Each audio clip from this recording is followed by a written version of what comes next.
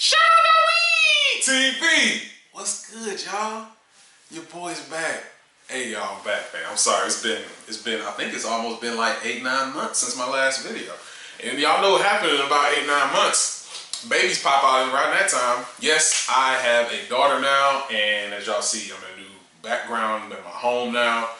Things have changed in between my last video, which I think was like Black Panther, and now Black Panther might be coming out on DVD in about 2 weeks.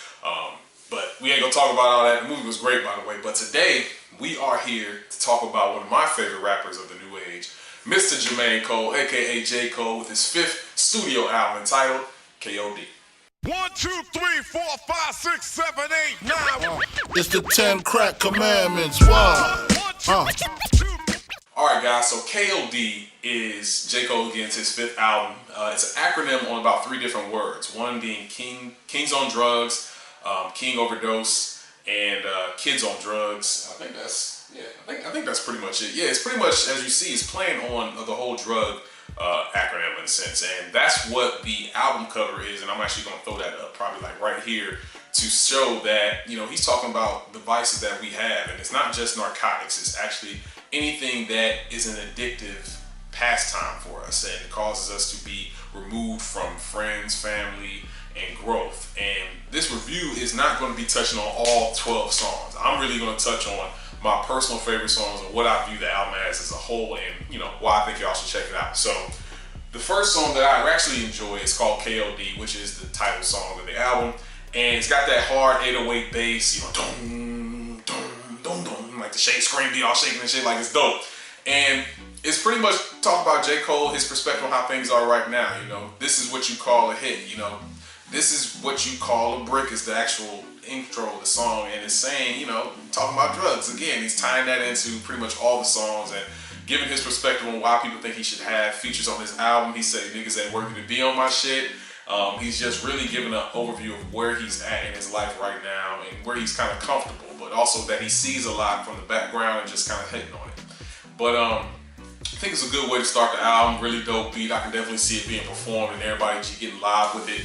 But that goes into one of the better songs on the album called Photograph, and it's showing the overview of people's addictive habits to really pretty much Instagram or Facebook or Twitter, pretty much anything that shows people's pictures and how you can become completely encompassed and engaged in just that, and it removes you from everything else. One of the things that he says on the intro of the hook is, fell in love through photograph, I don't even know your name. Love today's gone digital, and it's messing with my health. Like, that's the actual sync of the mindset that he's talking about. And it's true, like, you can get to a place where you just go on, log on Facebook, Instagram, just scrolling, and you see somebody and you've become totally engaged with them, and all you want to do is see their next post, see what they're doing, and that's causing you to develop fake feelings and emotions that are not real. And again, that development becomes an addiction, and it's just like a drug, and that's what he's talking about throughout this album, is people's addictive personalities that can hinder you in life. And Photograph is one of the doper songs. It's real smooth and mellow, but it gives such a deeper image and paints a bigger picture that he's talking about throughout the album. And again, one of the other songs that I thought were dope that kind of ties into this is Kevin's Heart. And Kevin's Heart plays on the wordplay of Kevin Hart, who actually earlier last year, he had a scandal where he cheated on his wife who was pregnant and got all caught up. And that's not what the main point of the song is. It's showing that people, you know, can get caught up and they can cheat and they cause infidelity and make bad decisions, and you have to learn from that. And the video that he released on that song with Kevin Hart in it, which I thought was dope, shows like, yo, people see you in a different light, but you gotta change, you gotta learn and choose wisely, which is another thing about the album, is that you don't have to go that route. You know, he's showing all the different vices that people have, whether it's sex, drugs, infidelity, you know, different addictions.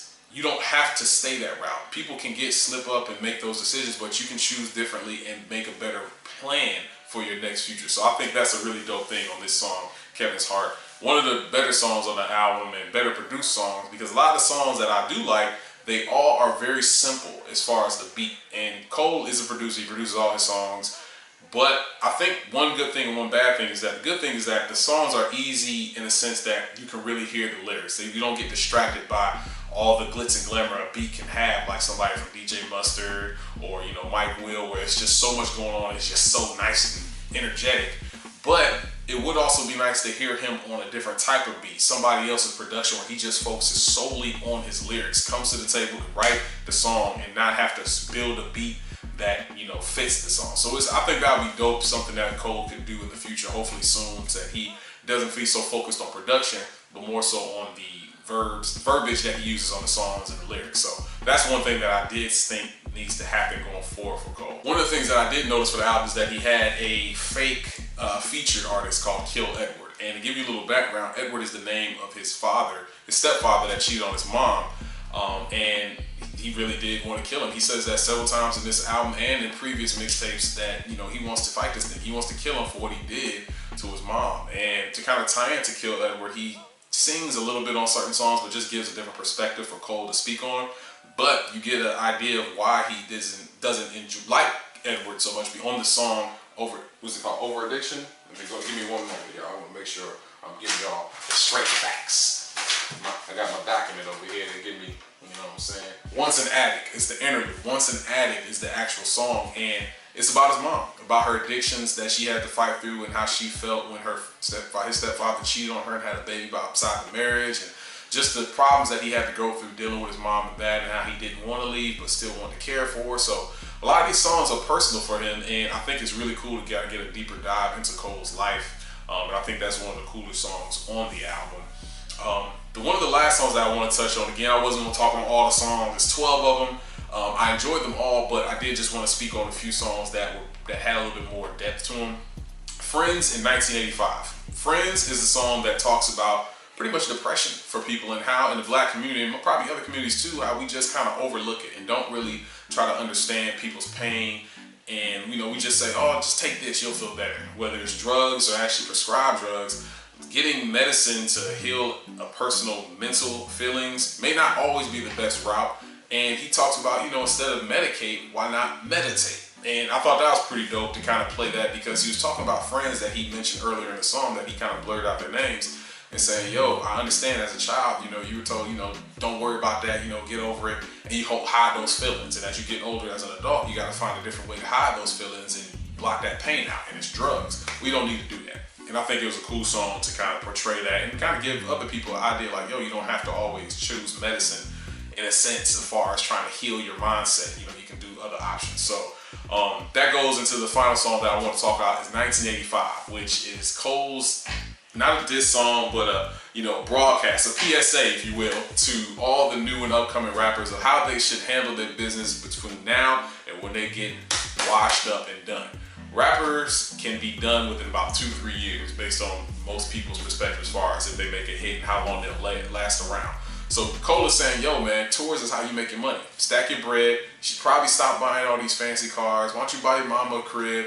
You know, do things that'll keep your money, because in another couple of years, these kids that's jumping around at your shows are not gonna care. And he's actually saying, you know, a lot of these white kids that enjoy your music, they just want to see what niggas look like and how they interact, and is this really how you get done business, and, you know, jump on stage, got tattoos from your neck to your heels, and it's all these different things, that perspective that people see you as, but you causing yourself more harm. What are you doing for the community? What are you doing to make a lasting impression that's gonna show some growth for you? Because, you know, in 5 years, you're gonna be in love and hip hop. That's the last line he says on the song, and he's talking about, yo, me, I'm gonna be here. My music's good. Like, I've got lasting effect. So I think it's a dope song that is not a diss to anyone specific. It's more so like if you're old, like your old head or your father or your uncle, somebody sits you down and say, hey, listen, man, this is what you need. You're doing this, but you might want to try this. It's trying to give you an outlook of what you probably should be doing instead of where you're going right now. So I think it's a dope album. I enjoyed it. I feel like this is a better album than For Your Eyes Only, in the sense that it's not looking from somebody else's perspective. It's Cole views on the different things that affect people's lives, whether it's drugs and addictions. And I think it's very well produced. It's got fun beats. I look forward to him doing some different production with other producers and allowing him just to focus on rapping. But I think the lyrics are strong, the message is extremely strong, and it's something that you hear something new every time you listen to it. So y'all let me know down below in the comment section what y'all think.